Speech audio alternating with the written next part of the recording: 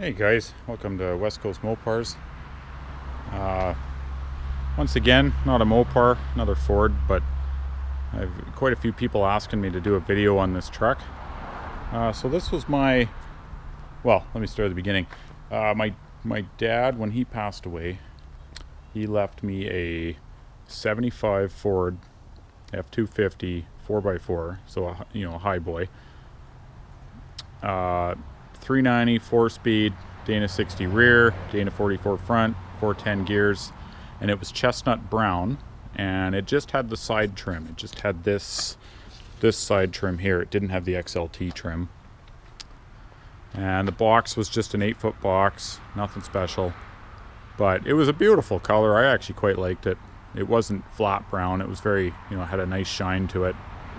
It was a really nice truck, and he left it to me when he passed away, and I drove it. I think I was about 24, so I drove it for years like that. But you drive it in the winters, or you drive it in a little bit of crap weather, and you think you washed it well enough, and then you realize you didn't. And I ended up replacing the cab mounts and the floors and the box mounts and all kinds of stuff, just trying to save it. And it just, in the end, it just started to sort of fold in on itself. It was so sad. And so I ended up buying this green one. It was a 2-wheel drive, and it was on propane. And it was a factory air conditioning, factory cruise control, 73 Ford F250 camper special, and a Ranger XLT. I'm pretty sure it was used, sort of on the showroom floor as look at all the cool options you could get. It had these Ford running boards. It had the propane conversion was actually a Ford piece. I'd never seen such a thing. And it was a 390 automatic. And so basically when the brown one started to rust really bad, beyond the point of even trying to save it, it was basically all the structure. I bought this green one from a friend, and I was thinking about using it for parts, and I sort of thought, why don't I just take the body off the 2-wheel drive chassis and put it on my 4x chassis from the 75. So that's what I did. I just used, a couple buddies came over, and we sort of just lifted everything off the brown one, and lifted the green one off the chassis and stuck it on this one. So this chassis that it's on is still the one that my dad gave me. It's the 75 Ford chassis, but I just basically swapped the body. So yeah, I've had this truck longer than most of my Mopars. My 70 Dart I've had since I was a teenager, but this one, out of everything I've got here now, I think I've had this truck the longest, aside from the Dart. So yeah, it's this is a Highboy, so it's got the divorce transfer case. There's no lift kit. This is just it's got 35s on it. The wheels are stock 16-inch steel wheels. It actually had aluminum mags on it when I got it from my dad, but I just grew tired of them, so I put these steel wheels with the Ford hubcaps, and I actually just cut the centers out of these and around the hubs there. It's got the push and pull steering that everybody loves or hates under there. I rebuilt that ram years ago in the power steering.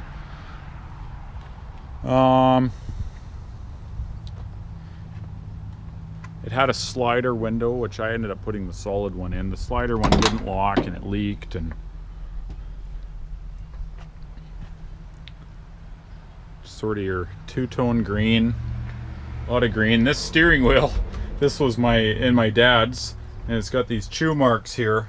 This is from his dog chewing on it when he left him in the truck one day, and everybody tells me, get rid of that steering wheel, put a big one on, put a regular one on. But this is just one of the things I remember from my dad's, so even though it's annoying and small, I just leave it there. New process 4-speed. There's the vents. Those are from the air conditioning. I didn't realize the dash frame, these vents are built into the dash frame. You can't really just take this piece off and put put the one on without the vents, so that's all that's left of the air conditioning. I didn't keep any of that stuff. I actually had to modify the firewall to go back to a regular blower motor. Got the headliner, you know, the dome light's broken. It's been like that for years.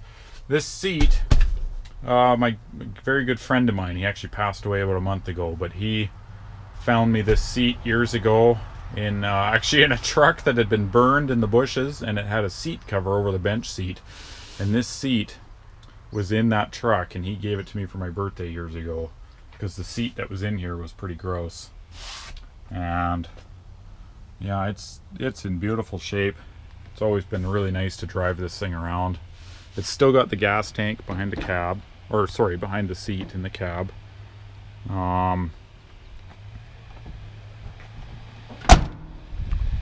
It's got the original tag there. You can't really read that one very well. But we were just at a car show in Victoria. Yeah, MSA Ford.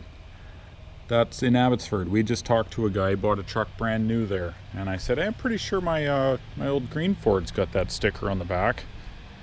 And well, that's pretty neat to see someone else with the same truck from the same dealership. This box is in great shape. The other box had big angle iron welded in here because the sides were kind of falling over. This actually, that's the C6 from the 390 that was in this green truck when it was two-wheel drive. I actually just went and pulled the 390 out of the chassis because we kept the chassis, and I've been rebuilding it for that 64 Ford dump truck I've got. Oh, what else can I show you? This hood I hate. This is just what was on it. It's actually, I think it used to be blue. Somebody tried to spray it green, and I've been trying to find another green hood that matches the patina of this paint. You know, I don't want to just get a nice hood and paint this one and paint it. It won't look right. So, but this one's a little crusty on the inside here. I don't love this one. I gotta find a better one. And then this is the 390. So this actually, the bottom end of this 390, you know, aside from the heads and the, it was a S code GT 390. It's a 67. It was out of a Fairlane, and that's what my dad had put in this truck. So, but we put truck heads on it because the exhaust was so brutal on the sides here. Even now it's not great. You know, you can see it back there. It kind of goes into the firewall. But there's the firewall where I cut the brown section out because I didn't want that huge AC unit stuck all the way out to here. You couldn't even change the plugs, and I wasn't going to use it. When I was young, you know, I'm so smart. I took the original GT air cleaner. It was chrome and it was kind of weird looking, and you know, I threw it away because that was smart. And because I wanted to put the one with this snorkel on here. So because I was driving this thing when it was cold out in the winter, so that's too bad. I didn't think that through, but yeah, oh well. The booster's wrong because you can't get them for these trucks anymore, so that's actually from a half-ton Bronco. Yeah, there's the manual steering, but it's got the push and pull power steering. Never runs hot. Actually just had these heads rebuilt, hardened seats, stainless valves. The valves were starting to pull through the heads, so I was having a pretty bad misfire. And it's got a 650 Edelbrock on it. It's I guess it's a, you know, it's mechanical secondaries. It's got electronic ignition. This distributor is actually out of a 80-ish Ford. I can't remember what it was, but it's different. It's different than your points distributor. Yeah, I've done all kinds of work to this thing over the years, but this has been one of the most reliable, nice to drive trucks, and I just do everything with this thing. I mean, it's horrendous on fuel, but it gets looks everywhere you go. Everybody always wants to talk to you about it.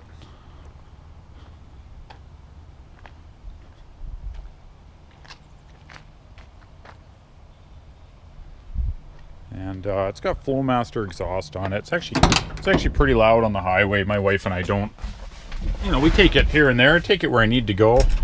If I got to go buy, you know, some parts or an engine or pick up a lathe or whatever, you just take this thing.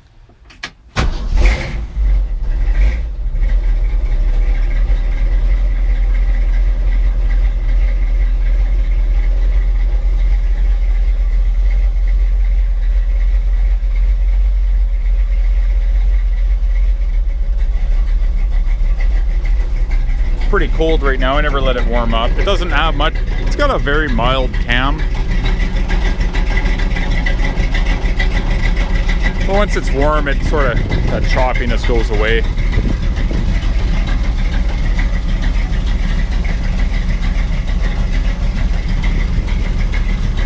I also put the cab lights on it. My brown one had these cab lights. So I put those on the green one here when I did the swap. It just looks better, I think. And I also put these West Coast mirrors on it.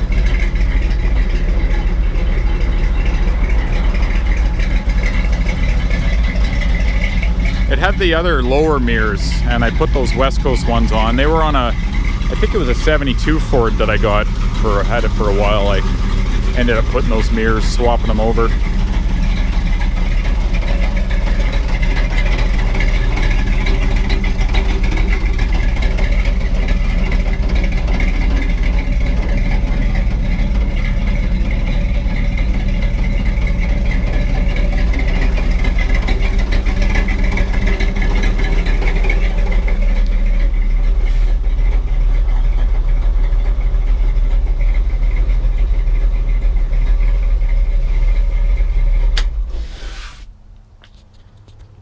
Anyways, guys, thanks for watching, and like I said, hope you don't mind a couple Fords on the channel. You know, the neighbor just bought a 72 Oldsmobile Cutlass convertible, so I might do one on that car. I try to keep a little bit of a variety. It's mostly Mopar, like I said, but you know, a few other things are going to sneak their way in. So thanks for watching, and we'll see you on the next one.